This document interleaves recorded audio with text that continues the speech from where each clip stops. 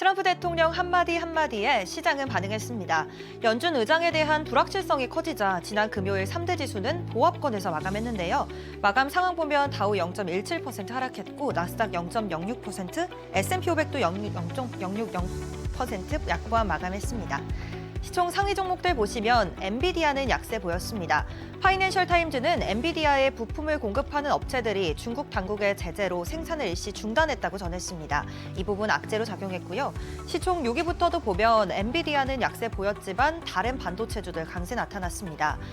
시총 6위부터 보면 브로드컴, 이제 반도체 섹터 전반 강세에 3% 가까이 올랐고요. 특히 마이크론은 7% 넘게 오르며 시총 20위권에 진입하기도 했습니다. 나머지 종목들 보면 대체로 큰 움직임을 보이진 않았습니다. 미국 국채 수익률은 큰 폭으로 상승했습니다. 배경을 짚어보면 트럼프 대통령은 백악관 행사에서 연준 의장 유력 후보였던 케빈 해시스 향해 솔직히 말하면 해시시 지금 그 자리에 그대로 있길 바란다고 말했습니다. 이 발언 이후 해시시 아닌 케빈 워시가 차기 의장 레이스에서 우위를 점했다는 분석이 나옵니다.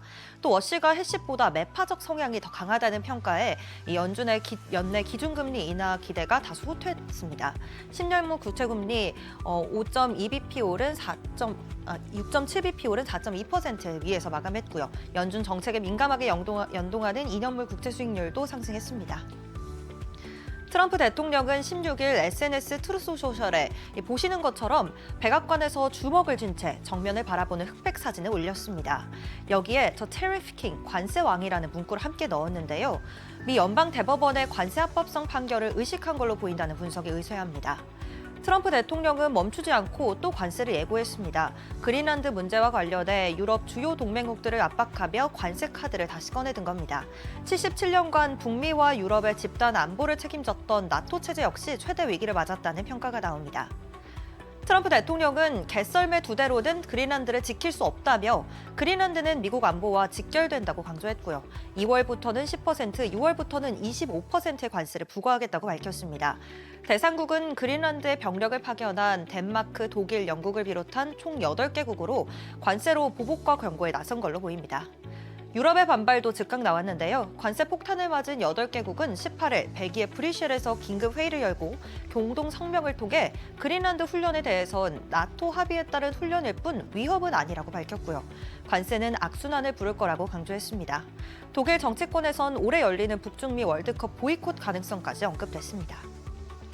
국토의 80%가 얼음인 이 그린란드에 트럼프 대통령은 왜 이토록 집착하는 걸까요?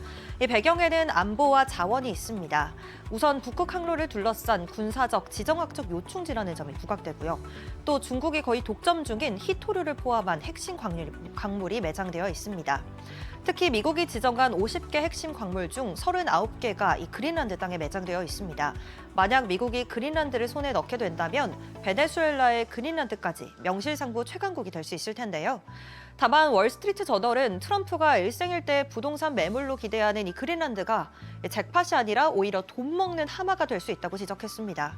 인프라도 없고 비용도 만만치 않기 때문인데요. 실제로 미국 내에서도 그린란드 병합에 찬성하는 비율은 5명 중 1명 수준에 그칩니다. 외환 시장도 즉각 반응했습니다. 미국과 EU 간 무역 갈등이 부각되면서 유로화는 달러 대비 약세를 보이며 약 2달 만에 최저치를 기록했습니다. 관세가 현실화된다면 유럽 경제에 미칠 충격도 거론되고 있는데요. 특히 영국과 독일에 미칠 영향이 클 걸로 보입니다. 관세가 10% 오르면 약 0.1% GDP가 감소하고요. 또 25%로 오를 경우 0.2에서 0.3% 감소할 수 있다는 분석입니다. 이번 주 주요 일정도 이어서 살펴볼까요? 오늘은 마틴 루터 킹 데이로 미국 증시는 하루 쉬어갑니다. 또 오늘부터 스위스에서 다보스 포럼이 진행되는데요. 내일은 팔란티어 CEO, 그리고 수요일에는 엔비디아 CEO와 트럼프 대통령의 발언이 예정되어 있습니다. 주요 인물들의 발언 주목해보시죠. 이 실적들도 대기하고 있는데요. 내일은 넷플릭스가 실적을 발표합니다. 파라마운트와 워너브라더스 사이 삼각관계는 아직 끝나지 않았으니 지켜봐야겠고요. 수요일에는 존슨앤드존슨이 나와 이 제약 바이오 업계도 타진해볼 수 있겠습니다. 목요일에는 중요한 지표들이 많습니다. 특히 11월 PCE가 주목해야 하는데요. 현재 시장에서는 PCE가 전월 대비 0.2% 오를 거라고 예상하고 있습니다. 또 트럼프 행정부 정책 수혜로 지난해 엄청난 성장을 기록한 인텔의 실적도 나옵니다. 지금까지 뉴욕 증시 전략이었습니다.